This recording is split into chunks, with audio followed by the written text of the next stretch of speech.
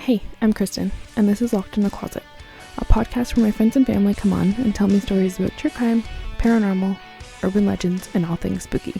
Today I have my mom on the podcast with me. She told me a bunch of these stories quite a while ago, but there's also some new ones that I hadn't actually heard before, so I'm very excited to have her on today. I also have a bit of an announcement at the end of this podcast, so that's very exciting if you want to stay tuned for that one. But yeah, without further ado, here's my podcast with my mom.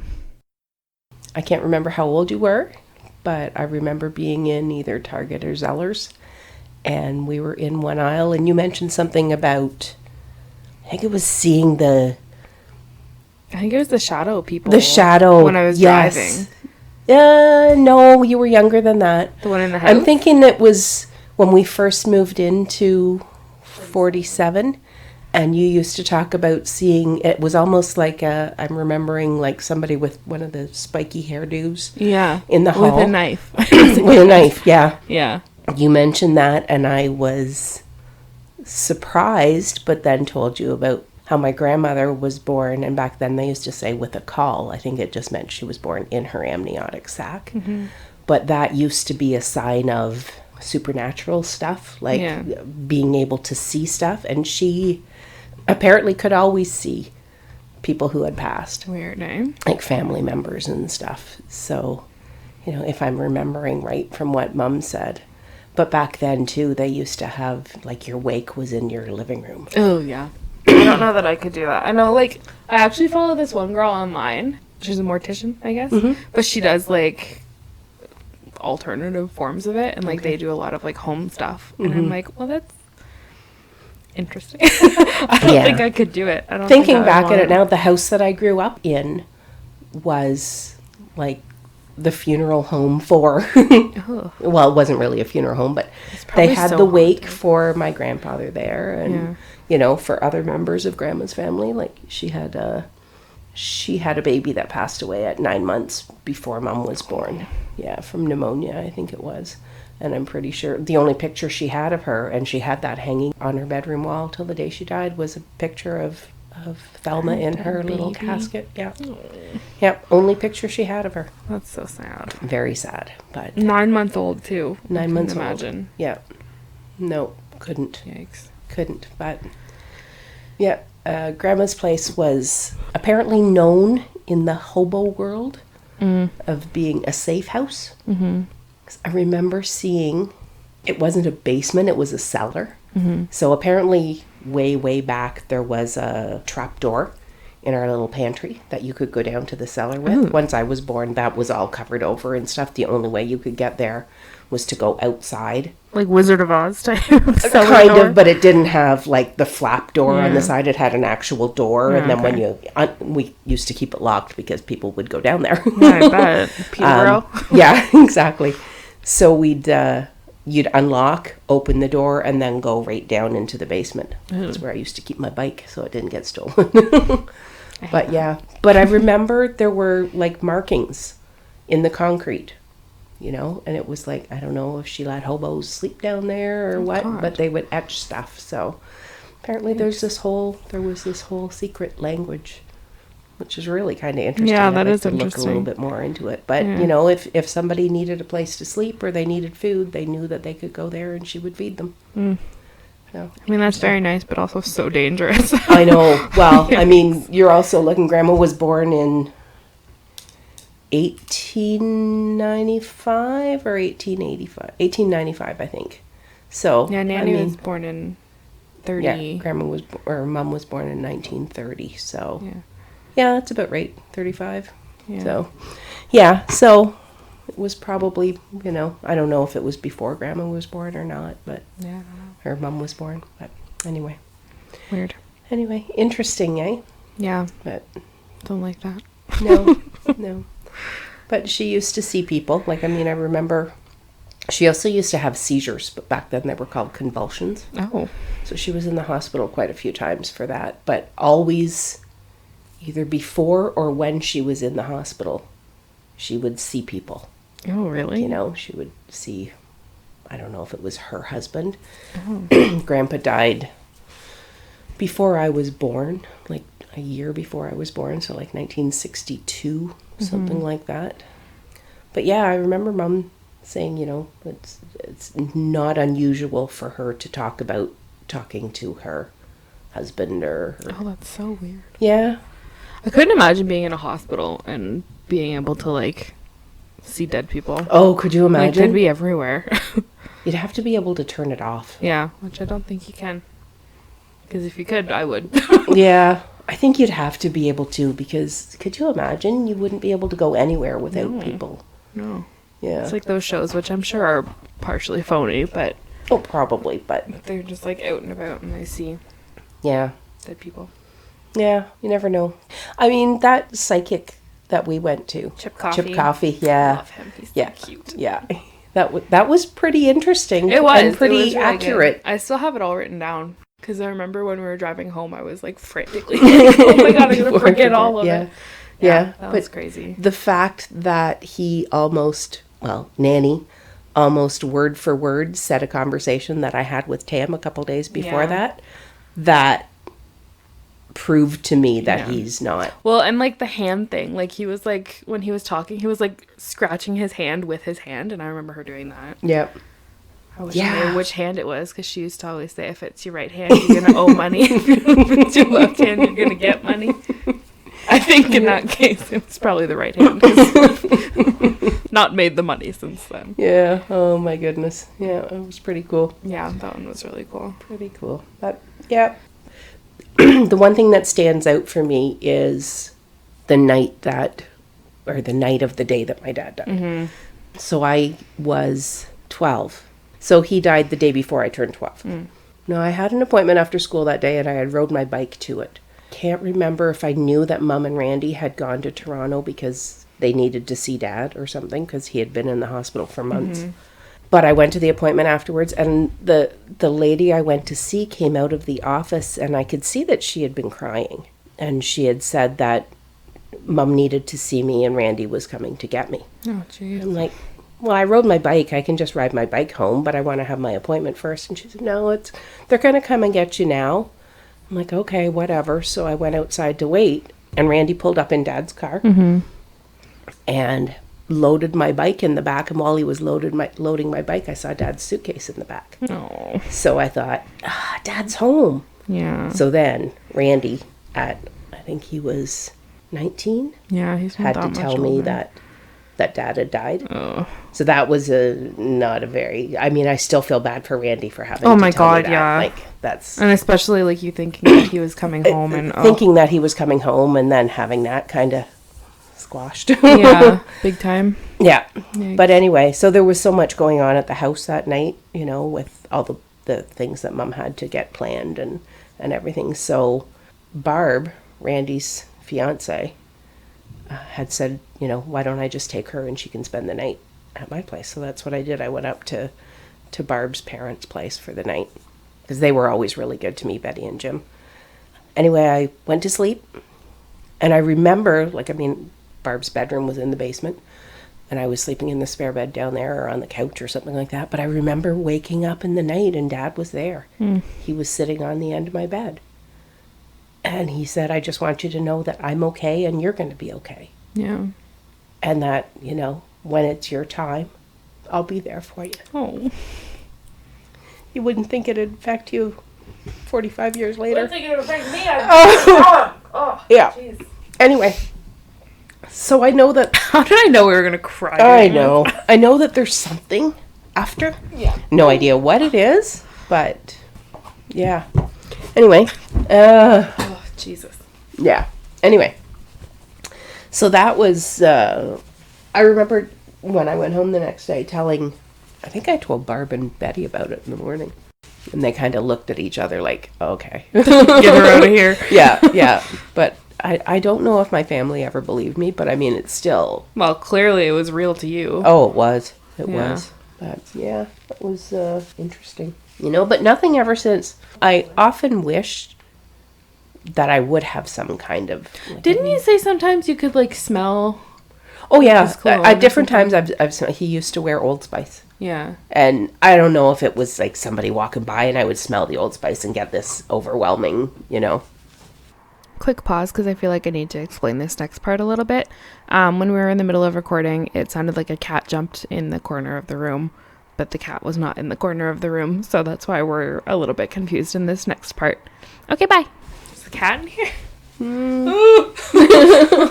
Nope, maybe Dad's visiting. Hi, Dad. Not really. Yeah, it's just reminders though, right? Because Old Spice used to be pretty popular. It's not very often that anybody wears it now, but Papa wore it. Yeah. But anyway. I love that. I have Nanny's perfume. I actually smelled it yesterday because I was just like having a moment. Yeah. I have her perfume, and I actually have your, I don't remember what it was called, but that perfume that you used to always wear. It has like the like bottle. Oh, Fire and Ice. Yeah. Yep. I have that one too. I have one of Nanny's up there. I keep wanting to get rid of it, but I can't. No. It's that A. Mine is something beautiful. Yeah. I think it's just called Beautiful. Yeah. Yeah. It smells so good though. Yeah. And I mean, it's comfort, right? Yeah. You smell the smells that you associate with. Like, I made chili sauce yesterday. Yeah. That, to me, is the farm. I go back to being at my in-laws' place, your grandparents' place. And, I mean, it was always, Nanny's making chili sauce. And then she showed me how to make it. And now I've got her recipes. And yeah. Oh, that's cute that you're going to show Michael how to make it. Yeah, it's not really hard to make. It just depends on how much you're making. It can be pretty, a lot of prep, but it's good. But the house still smells like chili sauce. Yeah, I could smell it when I came in. Yeah. Which I don't love, but... Yeah, well, that's vinegar, right? The vinegar, you don't like vinegar. Michael was making chili this morning, and he did, like, something weird, and it smelled like Thanksgiving. That's why I texted you, and I was like, you know what I can't wait for? Thanksgiving food. It smelled like sage for some reason, and I was like, oh my god, I just want turkey. Yeah. And gravy. Yeah. Anyway. Big meal. Nothing to do with the paranormal. No, a lot of this stuff isn't going to have anything to do with paranormal. No, we ramble. Right? Yeah. Yeah, we do. Oh, wow. So, but, I mean, again, comfort, Yeah. I go back to thinking about Sunday dinners at Grandma's place. But, I mean, it was our place, too, because we moved in with her when I was pretty little. But, every Sunday was always, roast beef dinner or big chicken or turkey dinner or something like that, or a ham and scalloped potatoes. But good memories. Good memories. And I think I just told you this not too long ago. When I was a kid, when I'd play with the neighborhood kids, if we played house or something, I would be married to Al and have twins. So funny to me. Yeah. In case you don't know, my dad's name is Al, and I have twin brothers. That's wild. Yeah. Also, I guess I was just a bonus for you. You were the bonus. Absolutely. That's crazy. Yeah. So the twin thing, there's a couple neat things. I wonder if they still have any kind of a twin connection. Like, they never talk about it, really. Yeah, I don't know. About if something happens to one, the other one knows. I think they're just super similar. Well, they are. With a lot of stuff. So I feel like a lot of their thoughts are just like the same because they have similar interests and they stuff. are. They've been pretty identical right from the start. Like they were about 10 days, 2 weeks maybe the first time we noticed the twinness. And one of them started to sneeze and stopped, and the other one sneezed. It was weird. Oh, I love it. Was really weird. Yeah. Yeah, neat. So funny. Then when they were you were born. Yeah, so they were 2.5, maybe a little bit more than that. And they talked early. That day we had gone over to the bank, and they were having, I don't know if it was a grand opening or something, but they gave the boys a balloon. Okay. And you were in the stroller, so you were like baby. And then they had played with the balloon in the morning or something, and then in the afternoon you were napping, and Scott was napping. This is 30 years ago almost, so it's hard to, I guess 27? 20. Okay, so 27 years ago still. It's hard to remember. Anyway, yeah, Scott was napping and you were napping. I had to go down and do laundry, and Kyle wanted to come with me, and he played with the balloon while we were in the basement. Then a while later, he was tired, so he went down for his nap, and of course Scott got up because you never God get forbid a break. They could never nap at the same time. Yeah, and a break for Mom, no. Anyway, he got up. A little while later, I just said, I'm going to go down and put stuff in the dryer, and he said his words, "I come this time, Mommy." Mm-hmm. And I kind of, hair started standing up on the back of my neck, and I said, "What do you mean?" He said, "Scotty went before and he played with the green balloon," which is exactly what happened, but Kyle was sleeping, so how did he know? Wild. So I said, "How did you know that?" And he said, "I dreamed it." Ugh. So that was weird. Yeah. It's a good thing they were so young. They didn't realize how weird it was. Yeah. It's just such a connection for identical twins. Yeah. Like, that's weird. You know, you hear about identical twins that have been separated at birth. Oh, and they end up, that. Oh my God. The one of the cool. two that they both married a woman with the same name, and then they got a divorce, and then they married another woman who also had the same name. They named their kids the same stuff. They both had like the same kind of dog and named it Toy. Like, it's wild. Yeah. It's so cool. Yeah. Well, the boys have even had the same surgery. Yeah. Like the first one at 18 months, one of them had an infection. And when I took them to the doctor, he just said, "Oh, are they identical twins?" And I said, "Yeah." And he said, "Can I just check the other one?" And he had the same thing, but it just wasn't infected yet. Yeah. So they ended up having the same surgery that day. So weird. And then Kyle had a hernia in Kingston. So he had to have surgery for that when it was before we moved to Ottawa. So it was it was senior kindergarten. So he had that surgery, and while they were in there, they found that he had a hernia as well, so they fixed both. And then came home from the hospital, and everything was great, no problem at all. So that was in Kingston. That was December, because he missed his Christmas thing at school. Moved to Ottawa in March, and Scott started getting the same thing a couple months later. Went to the doctor. Yep, he needs surgery. Checked it out, and I said to them before they took him in, I said, "Make sure you check him for a hernia." I said, "Why?" He said, "Because his twin brother had one, and he had the same surgery a while ago." And he's like, "Oh, okay." And then when they came out, he went, so he had a hydrocele and a hernia. So it's like, seriously? Yeah, you're like, "Yep, told you." Yep. Yeah, exactly. It's weird. Just very twinny. Yeah. I remember the only time where I remember being like, "Okay, yeah, you guys are definitely twins," was I was watching Cheaper by the Dozen 2 one time. And Kyle walked in and he goes, "Oh, is that the second one?" I was like, "Yeah." He goes, "Oh, like, it's crazy. They got all the same Cast. I was going to say staff." I was like, "Yep." And then he walked away. And then like 5 minutes later, Scott comes in. He goes, "Oh, is that the second one?" I was like, "Yeah." He goes, "Oh, it's crazy. They got all the same cast." I was like, "Yeah, I know." I wish things would happen more often like that. Yeah, it was weird. But even now, if I text them, sometimes I'll text one of them and then I'll just copy and paste. I do that all the time. The other one. Yeah. Not just for them, just because I'm lazy in general. But they will give the same answer, or Yeah. like it may not be absolutely identical, but it's spot on. Yeah, It's kind of funny. Yeah, it is. In one of the podcasts that you did, I don't know if it was with Rebecca, but you talked about the Ouija board. Yeah, Rebecca, because she wants to do one. Yeah, no, stay away from that. I know. So that when Dad was in the hospital, before he had died, my sister Sandy and Kathy, because you had mentioned that I thought it was you. Yeah, it wasn't you. It was Sandy and Kathy, because Grandma always had a Ouija board around the house. Oh. Always. She was just asking for it, eh? Yeah, probably. Oh my God. So I don't know. I'd like to go back and ask her now. You know, like maybe we could get a Ouija board. No, no, I would never touch one. Yeah, but yeah, no, it was Sandy and Kathy, and they had asked it. You know, if Dad was going to come home or what was wrong with him or something, and I don't know what it did, but spelled out hyperviscosity, which is not a word that you know. They wouldn't have even known that word, I'm sure. Yeah, because like Kathy was like 18 and Sandy was 21 or 17 and 21, something like that when he died. So yeah, how would they It wasn't like Google back then.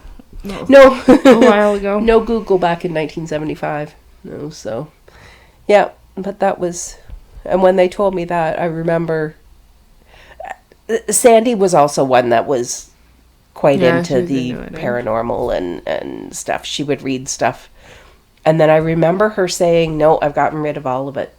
I'm like, what do you mean? She said, you get rid of the Ouija board, you get rid of all the books that are about it, everything. She said, because you opened that up and sometimes you can't close that door again. So I've never played with a Ouija board.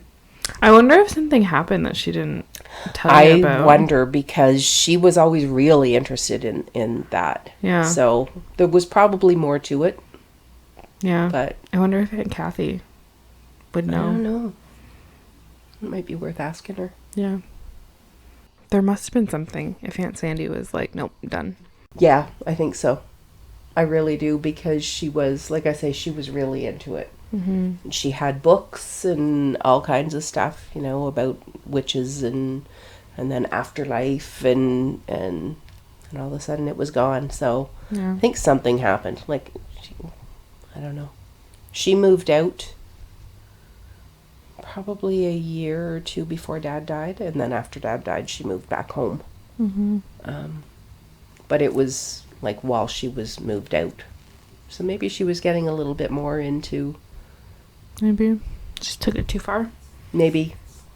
Maybe. Because she said you have that stuff in your house. She didn't use the word portal, but she said it's like opening a door and inviting them in. Mm-hmm. And they're not always happy people. No, you can't control it. And like, obviously I don't know if it's real or not, but like things like disguise themselves as other things. Yeah, like I've heard lots of like demons disguise themselves as like little kids, so you think that it's like nothing and whatever. Yeah, I don't know if I believe in that though. I don't want to believe in that, because that scares the crap out of me. Yeah, you know. Yeah, but I don't know. Interesting. It is interesting. Then you talked about the ghost cat. Mm-hmm. That happened last night. Oh, really? Still. Yeah. Oh my God, you don't even live in the same house. No, I know, but it followed you. It came with us. Maybe apparently. It's Nico's friend. Maybe. I don't know. Nico needs a friend. Nico but yeah, it's squash it. That feeling of like you feel the cat. You can literally feel every footprint coming up your legs, and it's like, oh, there's my cat. Yep. Oh, just kidding. I can feel the pressure beside me, walking up my leg or up beside my leg, and right up to my back, and like reaching to give her a pet, and she's not there. I know. You can hear her coming so much from the kitchen. It's so weird. Yeah. That's been happening. I think the first time it happened was Sumner Street. Yeah, Sumner was when it started. Yeah. And also when we moved into Sumner and I walked downstairs, it was the first day there. Oh God, I forgot. I just got goosebumps. I forgot about the first day when we were moving in. I was unpacking the kitchen and there were so many footsteps like upstairs. Yeah. And nobody was home. Oh, I forgot about that. Ooh. Yeah. And then when I was walking downstairs to put something in the basement, something pushed me on the stairs. Yeah. Like, do you remember? It wasn't like I'm gonna kill you kind of push you down the stairs. It was just like a little nudge, and it was like, and I turned around to see who it was, and there was nobody there. Do you remember that time Lila was sleeping upstairs when she was like a baby, and then I was sitting on the couch because the couch was like here, and then the stairs were over here, and like Dad's chair was here, the kitchen was here. Right. I was sitting on the couch. I think you were sitting in Dad's chair, and we looked at the stairs, and it looked like thick, kind of like the air just kind of like you could almost see the air moving. Yes. Oh my God, there's my goosebumps. What the hell is that? I totally forgot about that too. It freaked me out, and then like just as fast as I saw it, it was gone, and then Lila started crying upstairs, and I was like, oh shit. But it was that baby fine. Yeah, like there was nothing wrong, but that has freaked me out. I don't like it. Well, I know that the family that lived there before us, I know the dad died. I don't, well, he could have died in the house. I don't know. Maybe. But, I mean, there was never really anything. No, it wasn't. Other than that one little freaky thing, there wasn't really anything scary that happened other than the ghost cat and the guy who tried to push me down the stairs. Yeah. Not push me down the stairs. Nudge me. Nudged you on the stairs. Just got my my attention. Yeah. I guess, so, yeah. I don't remember if anything else happened in that house. I don't think... I'd like to know if... Not in this house. You don't want to know. No, while we live here, no. After we move out, it's fine. But, I mean, Mum has told me things a few times about, you know... Well, I mean, even the night that Dad died, Yeah. The next day, she said he was with me last night. Yeah. You know? I remember her saying, like, a couple of years ago that she woke up. Actually, it was quite a few years ago. It was when she still lived in her apartment. But she woke up and your dad was, like, standing in the doorway. Or, like, Aunt Sandy was, like, standing in the doorway. Yeah, that happened after Sandy died. Yeah. I think that was on when she was in that St. John Center. She said, you know, she woke up and Sandy was there and she looked good. Yeah. She said she looked great. So, well, that's good. Yeah. I mean, it's comforting to know that you're going to see them again, or to think that you're going to, because, I mean, we don't really know. This could all be a figment of our imaginations, but there's so many imaginations doing the same kind of thing. Yeah. So, you know. Yeah. Yeah. I hope so. I mean, I didn't really get to know my dad very much because he worked nights and, you know, I went to school in the day when I went to school. And then, you know. Wonder where I got it from. Yeah, really. Well, thanks, Ma. You're welcome. Thank you for inviting me. You're welcome. She's so cute. I love my mom. So as I was saying at the beginning of the episode, I do have a bit of exciting news. So you probably remember my friend Ashley from the previous episode. She is going to be joining me for future episodes. I don't know exactly when this is going to start or anything, but we have some very exciting ideas. And I loved having her on. It was so much fun talking to her about everything. So we had a meeting a few days ago, and yeah, she's agreed to come on, and we're going to start doing this together. So things are going to change a little bit. We're not going to have a guest on every single week, but we're definitely going to still have people come on to tell their stories. I know I have one I'm recording tomorrow, my friend Carolyn, because she has some really good stories. So I'm going to have her on, but we'll probably just end up kind of like adding them in throughout the episode whenever we have them, or just like tacking them on to the end of the episode, or I don't know. I mean, it's still in the works, so we will figure that out. But yeah, I'm very excited. I believe the first episode that Ashley and I are going to do together is on the Mandela effect, so that's really fun. I love all of those. So if you have any suggestions of ones that we should talk about, let me know. So anyway, until next time, stay spooky.